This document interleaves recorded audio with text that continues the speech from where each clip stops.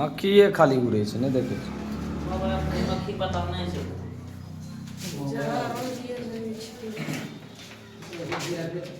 इधर दीजिएगा तो माफ कर यूरिया फेंकेंगे हम आवे छी जी आ दे आवे इतना गावन छे हां आज हम लोग समझने वाले हैं क्लास 9th के बायोलॉजी यानी कि जीव विज्ञान का पहला चैप्टर जिसका नाम है कोशिका जीवन की आधारभूत संरचना। हम इससे पहले जान चुके हैं कि कोशिका क्या है और कोशिका से जुड़ी हुई कुछ चीज़ों को जो आपके लिए बहुत ज़्यादा इम्पोर्टेंट है, महत्वपूर्ण है। कोशिका किसी भी जीव के शरीर की संरचनात्मक एवं क्रियात्मक इकाई को कोशिका कहते हैं। और अब हम बात करते हैं कोशिका के आधार पर जीवों को दो भागों में बांटा गया है, एक कोशिकीय जीव और बहुकोशिकीय जीव ना। जो केवल एक कोशिका का बना हुआ जीव है उसे एक कोशिकीय जीव कहेंगे, जो एक से अधिक कोशिकाओं का बना हुआ है उसे बहुकोशिकीय कहेंगे। यहाँ तक हम लोग पढ़ चुके थे और ये पढ़े थे ओवरऑल यानी पूरे दुनिया में यदि किसी की सबसे बड़ी कोशिका है तो वह शुतुरमुर्ग के अंडे में होती है और सबसे छोटी कोशिका जो है वो क्या माइकोप्लाज्म है। क्या माइकोप्लाज्म। मानव शरीर में सबसे बड़ी कोशिका, स्त्रियों में अंडाणु कोशिका और पुरुषों में सबसे छोटी कोशिका शुक्राणु कोशिका है। इसके अलावा मस्तिष्क में एक कोशिका सेरिबेलम में पाई जाती है जिसका नाम है कनिका कोशिका और वो भी सबसे छोटी कोशिका मानी जाती है। यदि हमसे ये पूछा जाए कि सबसे लंबी कोशिका कौन सी है तो हम कहते हैं तंत्रिका कोशिका यानी कि न्यूरॉन से बना हुआ ये शरीर, मस्तिष्क जो है हमारा न्यूरॉन से निर्मित है, न्यूरॉन कोशिकाओं से बना हुआ है, ठीक। और यहीं से सारा नियंत्रण वगैरह सब होता रहता है। तो न्यूरॉन यानी कि तंत्रिका कोशिका ओवरऑल और मानव शरीर की भी सबसे लंबी कोशिका है जो लगभग 1 मीटर तक हो सकती है, 3 साढ़े 3 4 फीट तक हो सकती है।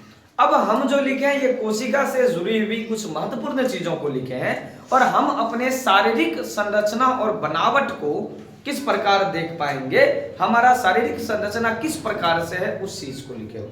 हम पहले लिखे ये बताए आपको हम कि हमारा जो शरीर है वो किनसे बना हुआ है, कोशिकाओं से मिलकर बना है। यानी हमारे शरीर का सबसे इकाई जो यूनिट जो है वो कोशिका है।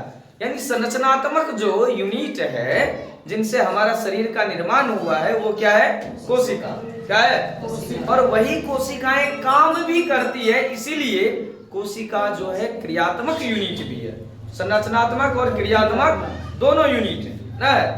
अब हम पहला चीज तो ये है कोशिकाओं से मिलकर बनते हैं उत्तक और उत्तकों से मिलकर बनता है अंग और अंगों के मिलने से बनता है अंगतंत्र और कई सारे अंग तंत्रों के मिलने से बनता है हमारा शरीर, ठीक। हम वही चीज यहाँ लिखे हैं, थोड़ा सा इलिब्रेशंस आपको थोड़ा सा डिस्क्राइब जो किए हैं वो रॉबर्ट हुक ने कुछ खोजा था, यानी कोशिका का खोज रॉबर्ट हुक ने ही किया था, उसके बारे में थोड़ा सा परिचय सिर्फ दिए। जब हम इन चीजों को जान जाएंगे तब कोशिका चैप्टर में इन करने में और पढ़ने में मजा आएगा। तो क्या है, हम लिखे हैं कोशिका सबसे छोटी यूनिट शारीरिक संरचना की, कोशिकाओं से मिलकर बनता है उत्तक, उत्तक से मिलकर बनता है अंग, अंगों के मिलने से बनता है अंगतंत्र और कई सारे अंग तंत्रों के मिलने से बनता है हमारा शरीर। हम लिखे कोशिका जीवन की संरचनात्मक एवं क्रियात्मक इकाई है और उत्तक समान संरचना तथा समान कार्य करने वाले कोशिकाओं के समूह को उत्तक। उत्तक किसको कहेंगे, समान संरचना एवं समान कार्य करने वाले कोशिकाओं के समूह को उत्तक।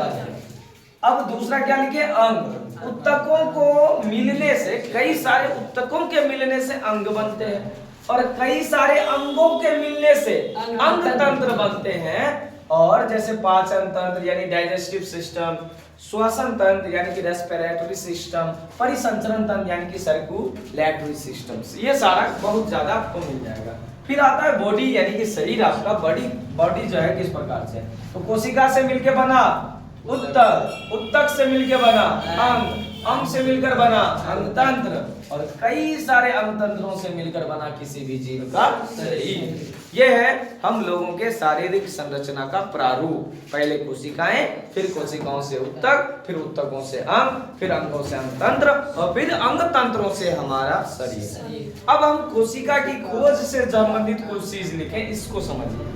1665 का समय था, एक ब्रिटिश वैज्ञानिक थे जिसका नाम था रॉबर्ट हुक। क्या नाम था?